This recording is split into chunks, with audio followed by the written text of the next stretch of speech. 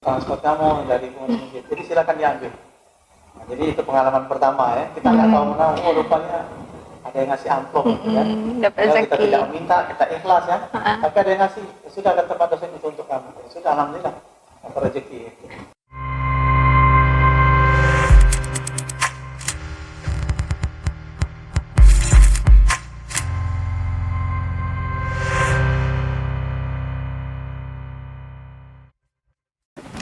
Assalamualaikum warahmatullahi wabarakatuh.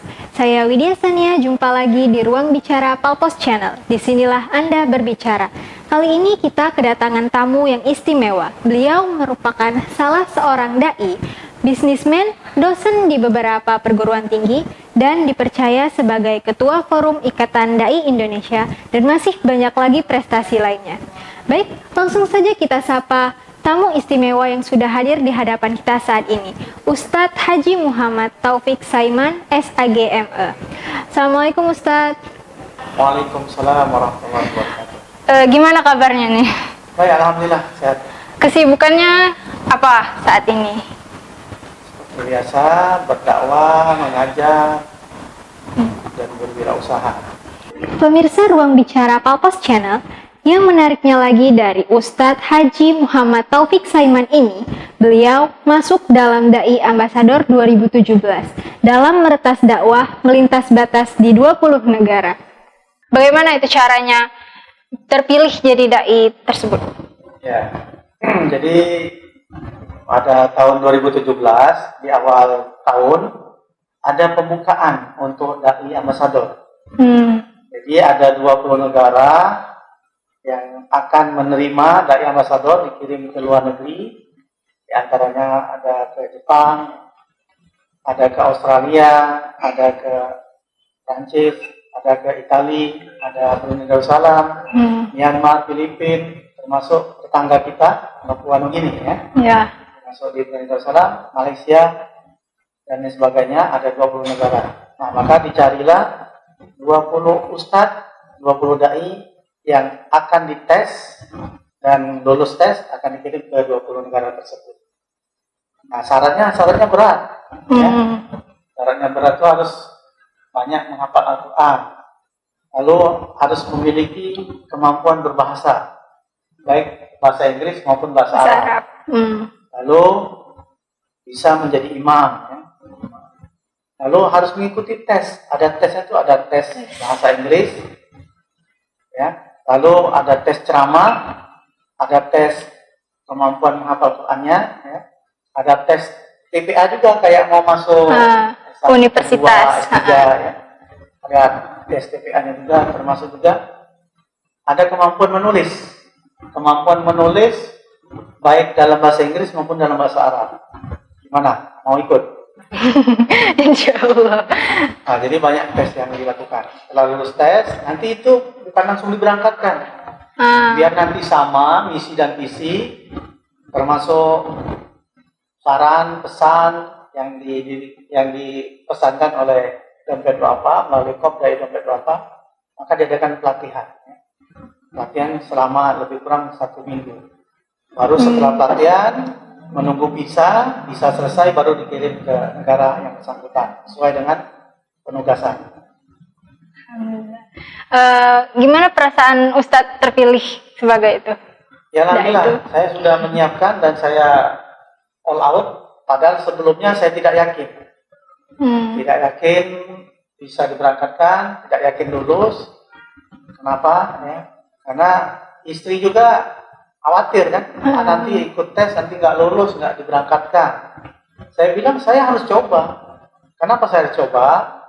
Karena saya memiliki pengalaman di luar negeri. Saya pernah di Australia selama 4 tahun, jadi mempunyai pengalaman untuk berkomunikasi dalam bahasa Inggris, baik dalam khutbah maupun berkomunikasi langsung dengan orang-orang Australia dan lain sebagainya. Oleh karena itu saya membandingkan diri untuk menguji kemampuan saya berdoa kalau memang ini jalannya, ya nanti Allah mudahkan, Allah luruskan, Allah berikan amanah itu. Dan itu pun saya mendaftar di hari terakhir. Ya. Sebenarnya saya sudah nyerah. Nah, kata istri nggak usah ikut, nanti kalau sudah kayak itu. Akhirnya ketua dompet doa Pak Sumatera Selatan, Ustaz Taufik udah ikut, coba dulu katanya. Kalau udah coba baru tahu lulus apa enggak. Pokoknya harus ikutlah, wakili teman-teman. Sudah akhirnya hari terakhir saya ikut mendaftarkan diri. Alhamdulillah melalui tes tadi, dan alhamdulillah saya mendapatkan amanah untuk ke Brunei Darussalam tugasnya. Alhamdulillah. Berarti keluarga semua mendukung ya Ustadz ya? Ya, alhamdulillah kalau sudah lulus mendukung. Iya. Ini untuk dai ambasador ini ada bukaan untuk yang lain apa? Siapa tahu ada dai muda yang ingin ikutan juga. Ada ya? itu dibuka setiap tahun. Dan kemungkinan akan bertambah dari bukan hanya 20 negara yang sudah disebutkan, bisa jadi nambah ke negara-negara yang lain. Ya.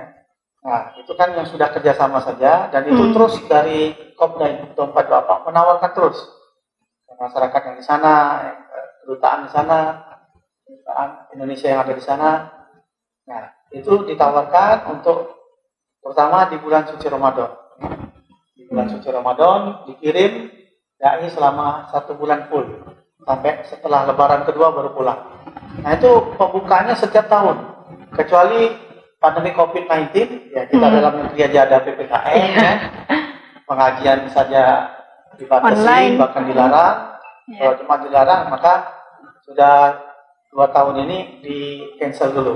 Padahal ada yang tahun lalu sudah lulus, sudah siap diberangkatkan, karena masalah masih pandemik, jadi belum diberangkatkan. Itu biasanya ada pendaftaran setiap tahun, dan usianya minimal 45 tahun. Maksimal ya, maksimal 45 tahun, usianya minimal 30 tahun. Jadi ada batasan usia minimal maksimal untuk mendaftar. Menyinggung masalah dosen nih Ustadz.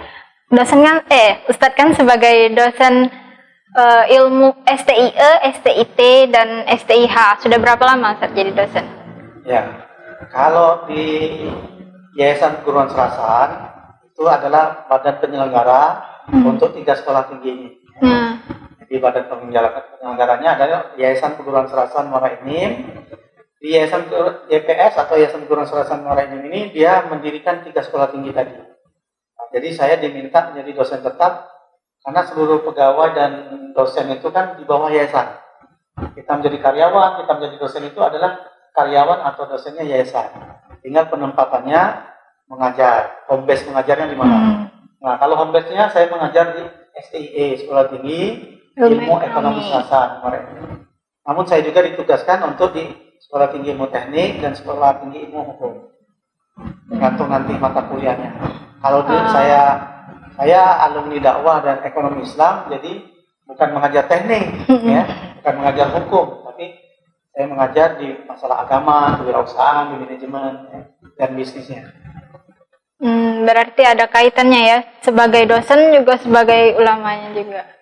Mengenai bisnis Ustadz ini, haji dan tur, apa namanya, Pak? Sahabatur. Oh iya, Sahabatur. Sejak kapan menggeluti bisnis ini, Ustadz? Saya bergerak berwirausaha membantu jamaah haji dan umroh itu sejak tahun 2010. Jadi sebelum di Sahabatur. Di 2010 setelah saya pulang haji, saya mendekati travel di Jakarta, namun kejauhan ya. Alhamdulillah kita udah punya travel sendiri di Palembang.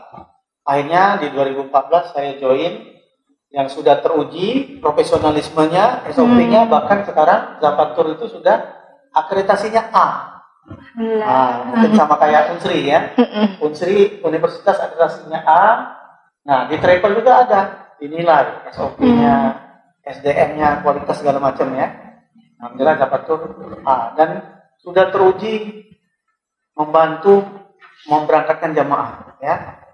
Masalah untung rugi itu urusan belakang. Yang penting amanah, mendapatkan keberkahan dari Allah. Makanya saya sejak 2014 sampai sekarang di Sahabatur dan tidak akan lari kemana-mana. Karena Sahabatur sudah teruji. Ini kan sudah pandemi nih Ustadz. Gimana bisnis dari Ustadz itu tersebut? Ya, di Sahabatur ini para CEO kita ya, para manajemen tingkat pusat, wilayah dan daerah terutama dari pusat, mereka menginisiasi berbagai kreasi, inovasi bisnis, ya. Dan yang paling penting sebelum mengembangkan bisnis usaha selain Zapatur menyelenggarakan haji dan umroh, jadi Zapatur berdakwah, ya, dakwahnya terus, dakwah dan pendidikan itu terus, baik melalui podcast, melalui Facebook, melalui media sosial, ya. Itu 1 minggu itu bisa 2 kali, 3 kali pengajian. Jadi dengan live streaming di YouTube, live streaming di Facebook, ya, kita adakan kajian terus. Jadi rezeki itu kita minta langsung dari Allah dengan ikhtiar dakwah. Dan yang kedua, selain dakwah tadi mengharapkan keberkahan tadi, yang kedua kita ada tambahan bisnis. Bisnis tambahan kita adalah membuka bisnis organik, ya, yaitu sayur-sayur, buah-buahan organik. Nah, terus mengembangkan lagi, menambah bisnis di bisnis, kan ada akikahan, ya, ada kurban tahunan. Maka kita memberikan layanan penjualan, menyediakan untuk akikah dan kurban, daging kurban, ya, baik kambing maupun sapi. Dan sekarang kita kembangkan lagi, membuka bisnis untuk menjual ikan. Jadi kita memelihara ikan, panen kita jual. Dan Sabtu kemarin kita udah panen. Jadi kita pengembangan dengan kreasi bisnis.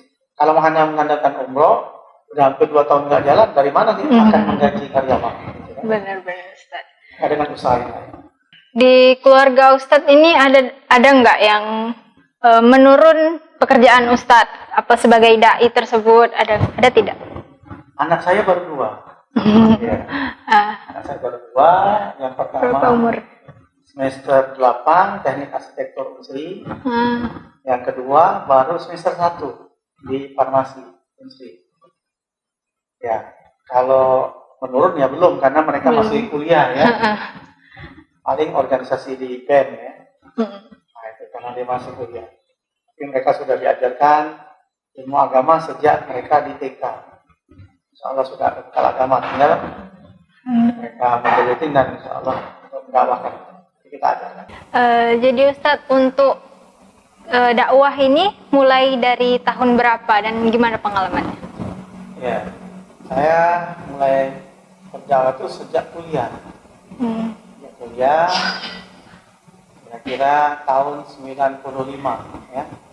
95, saya masih di pertengahan kuliah.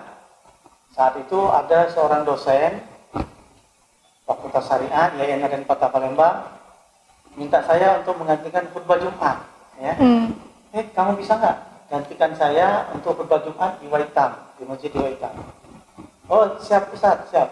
Nah, sudah saya khutbah Jumat sesuai kemampuan saya semampu seterbaik saya lakukan. Setelah saya khutbah Jumat, rupanya pengurus masjid ngasih amplop, ya. Ini Pak, sudah. Karena ini saya ingat karena amanah dari Pak dosen tadi, saya telepon Pak dosennya, Pak, ini Pak ada titipan dari pengurus masjid setelah saya khutbah tadi. Kata Pak dosen itu, oh iya sudah, itu untuk kamu katanya, untuk transport kamu dari pengurus masjid. Jadi silakan diambil. Nah, jadi itu pengalaman pertama, ya. Kita nggak tahu mana, rupanya ada yang ngasih amplop, ya. Kita tidak minta, kita ikhlas, ya. Tapi ada yang ngasih, sudah kata Pak dosen itu untuk kamu. Sudah, alhamdulillah, apa rezeki. Alhamdulillah, namanya rezeki ya Ustadz, ya. Ustadz ikut organisasi apa aja nih saat ini? Ya, alhamdulillah sejak pulang ke tanah air, karena saya pernah di Australia 4 tahun, 2003 sampai 2007. Memang di Australia saya aktif juga, ada di ICMI, ada di komunitas pengajian di Perth di Australia. Dan sepulangnya saya diajak menjadi pengurus daerah Ikatan Dai Indonesia, disingkat IKADI untuk Kota Palembang. Jadi kami diminta dan langsung diamanahi menjadi ketua IKADI Kota Palembang periode pertama, dan sekarang menjadi pengurus Kota Palembang, ketua juga di periode yang kedua. Di samping itu saya juga diajak menjadi pengurus wilayah, pimpinan wilayah Ikatan Dai Indonesia Provinsi Sumatera Selatan. Dan ternyata teman-teman yang lain yang kenal di organisasi ngajak saya di ICMI, ya.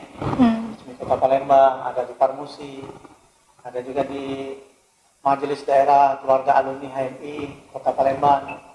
Dan juga ada teman-teman dosen ekonomi Islam UIN Kota Palembang ngajak saya, dan kami ada tim 7 namanya, tim 7, mendirikan forum dari ekonomi Islam Sumatera Selatan biar fokus di ekonomi Islam.